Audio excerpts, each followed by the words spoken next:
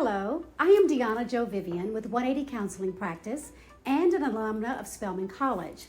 This is an installment of the Atlanta chapter of the National Alumni Association of Spelman College's health program called 5 Minutes for Your Health. Today's topic is joyful holidays, tips to decreasing stress and depression. Now, how often do we begin the holiday season making statements such as, I'm not going to stress myself this year. I refuse to let my relatives bring me down. Gaining weight is not an option, or I'm not going to start my new year with debt from Christmas. I have said all of those things and more and have experienced both stress and sadness brought on by the holidays. But I finally decided enough was enough and accepted that nothing changes if nothing changes. And the reality is the change begins with me and the change begins with you. Well, if you want to minimize your stress, avoid the holiday blues, and have a peaceful and enjoyable holiday, then you might find the following 5 tips helpful. Number 1, acknowledge your feelings. The holidays can be challenging when loved ones are no longer with us because of distance or death, or because of your current dating situation or any other circumstance. You cannot pretend yourself happy, but you can recognize your feelings, acknowledge that what you are feeling is normal, and make a conscious decision on how you will handle them. You may need to just flat out cry, or prepare the missing family member's favorite dish, or visit your photos for a trip down memory lane.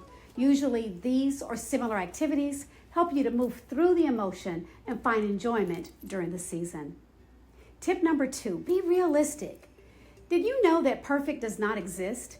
It's an illusion, and a lot of time is wasted chasing it. Your holidays nor your family will be perfect, and that's perfectly okay. As families change and grow, traditions and rituals often change as well. This year may not look like the previous years, but you can hang on to the traditions that are still applicable, and you can certainly create new ones. If your gathering is short a few relatives, why not set up a video chat or a shared photo link so you can upload photos in real time? Remember, joy and happiness are based on your perspective.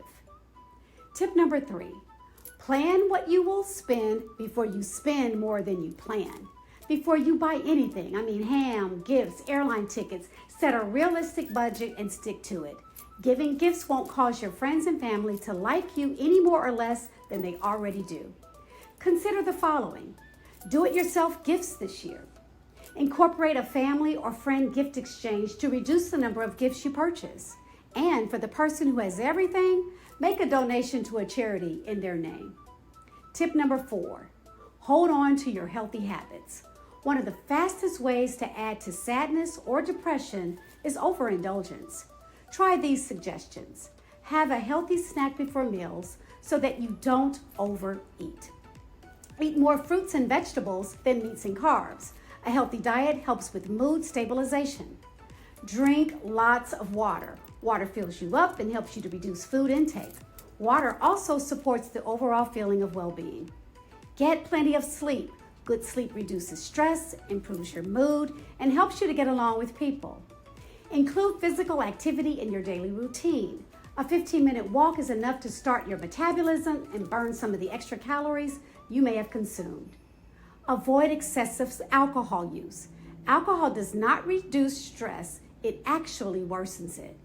And adjust the time you spend engaging news and social media to minimize anxiety and depression. Tip number 5, keep first things first. You. Put your mental and physical health first. It is not selfishness, but it is necessary in reducing stress and anxiety and depression. Find 15 minutes if you can without distraction. It just might be enough to help you handle your tasks each day and to deal with the people in your family that you may have difficulty with. Make sure you find time to just relax and de-stress as much as possible.